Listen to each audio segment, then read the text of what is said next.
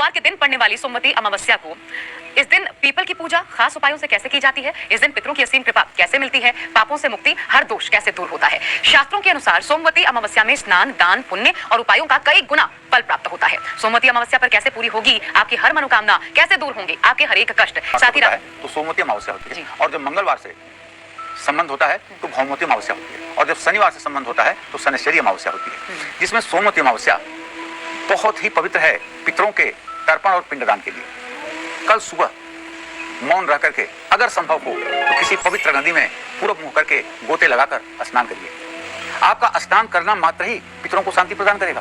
क्या आप ये बात कभी सोचे? और वहीं नदी में खड़े होकर के सूर्य को अर्घ दे करके और कम से कम 24 बार गायत्री अपने नाभि बराबर जल में खड़े होकर के सूर्य की तरफ मुंह करके बोलिए।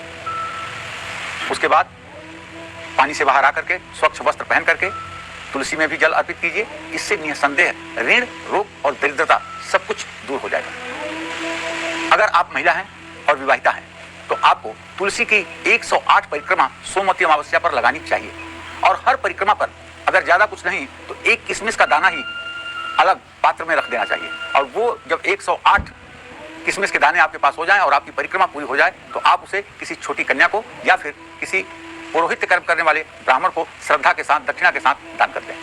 शिवलिंग पर जलाभिषेक करें और गायों को दही, चावल, गुड़ और घी ये चारों चीजें मिला करके खिलाएं। पीपल के पेड़ के नीचे तुलसी का पौधा रख करके उस पर दूध, दही, रोली, चंदन, फूल, माला, हल्दी और काले तिल चढ़ाएं। पीपल के नीचे तुलसी क्यों, ये आपके मन में बात आ रही होगी। इसलिए कि भगवान श्री कृष्ण ने गीता में स्पष्ट कहा है कि वृक्षों में मैं पीपल हूं, और तुलसी तो हरिप्रिया ही है। जब तक हरिप्रिया हरि के ऊपर ना हो तब तक पूजा ही बेकार है, पूजा ही अधूरी है।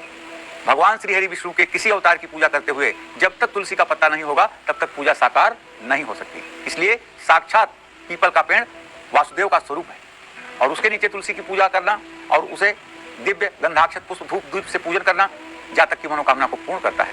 पान, हल्दी की गांठ, धान का लावा, ये सब चीजें आप पान के पत्ते पर रखकर तुलसी के सामने रख सकते हैं। पीपल के पेड़ के चारों ओर 108 बार कच्चा सूत लपेटकर परिक्रमा करनी चाहिए। देखिए यहाँ भी एक थोड़ी सी सावधानी की जरूरत है। जो लड़कियां कुमारी हैं और विवाह के योग्य हैं वो अगर 108 परिक्रमा कच्चे सूत से पीपल के पेड़ की क्लॉकवाइज करें, माने दक्षिण से उत्तर की ओर जाएं, और हर परिक्रमा में एक कोई वस्तु श्रृंगार की किसी पात्र में रखें और उसे किसी को दान कर दें। मैं विश्वास के साथ कहता हूं इसी साल सुयोग्य चिरंजीवी दीर्घायु वर के साथ विवाह हो ही जाएगा।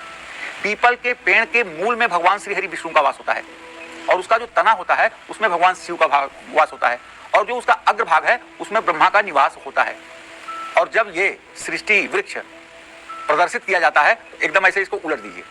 जब उलट देंगे तो ब्रह्मा का भाग नीचे आ जाएगा, शिव का भाग मध्य में आ जाएगा, और भगवान श्री हरि विष्णु जो मूल स्वरूप है उनका भाग ऊपर आ जाएगा। तो कल सोमवती अमावस्या के दिन पीपल की पूजा करने से पितर दोष, शनि दोष, ग्रह दोष, ग्रहण दोष, सारे दोषों से आपको मुक्ति मिलेगी। साथ